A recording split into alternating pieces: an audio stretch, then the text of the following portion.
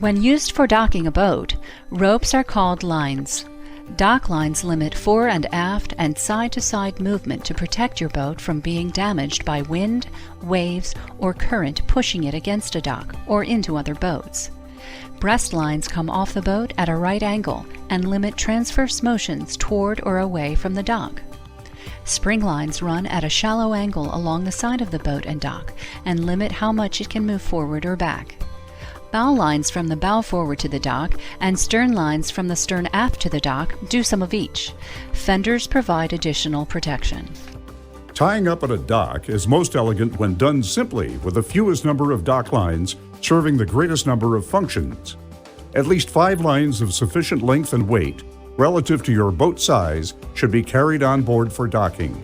Depending on the dock or slip, 1 or 2 bow and stern lines, spring lines, and breast lines may be used.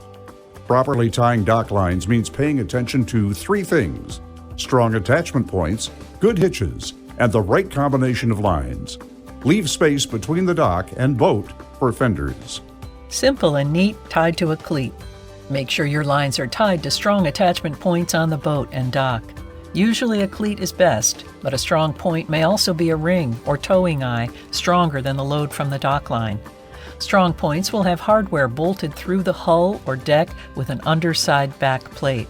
On the dock, strong points will also be cleats, but may also be bollards, bits, or pilings. A proper cleat hitch goes a long way toward tying up quickly and easily.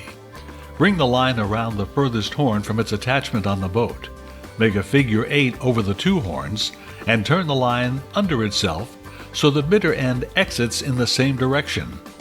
Extra turns won't increase holding strength, but may make the hitch more difficult to untie. Use a clove hitch when tying to a piling. A tide comes in when a passing vessel creates a large wake, or when winds are high. Dock lines may stretch enough to allow the boat to bump the dock. Fenders provide excellent added protection. Take care to tie fenders properly and in the right locations around the boat. Position 1 or 2 fenders at the widest part of the beam on your boat, along with a nicely taut breast line, neither too high nor too low. When a fender is hung too low, it will dangle in the water and can become fouled with hard-to-remove marine growth that can soil your onboard storage area. If the fender is hung too high, it can pop up when pressed between your boat and the dock. Tie fenders to stanchion bases using a round turn and 2 half hitches. Correctly tied fender lines will be easy to undo, not work themselves loose, and become difficult to untie, or suffer from chafing. Add additional fenders as needed.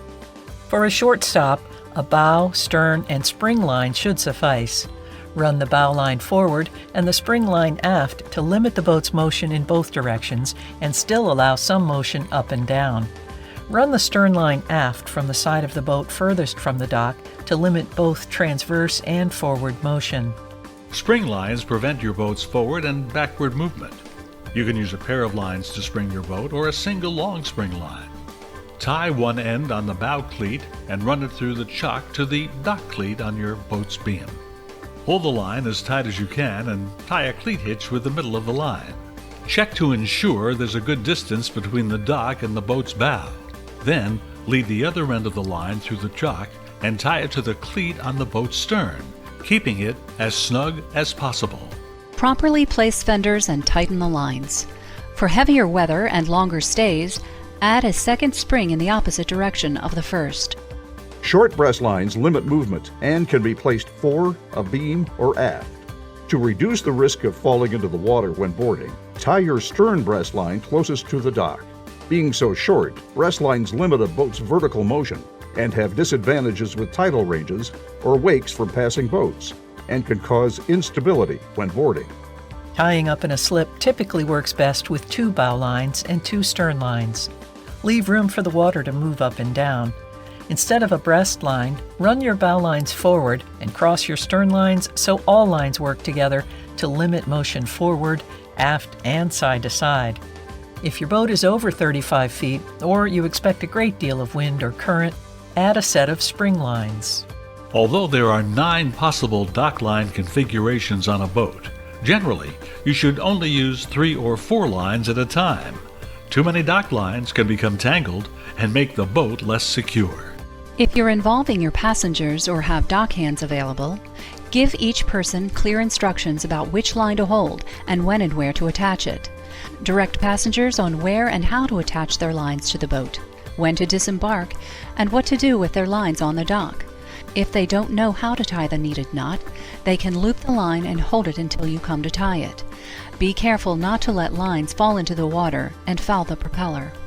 Establishing procedures for docking your boat alongside a pier and in a slip, including optimal sequences for line placements and fender attachments, will add to the safety and enjoyment of your boating experience and prevent damage to your vessel.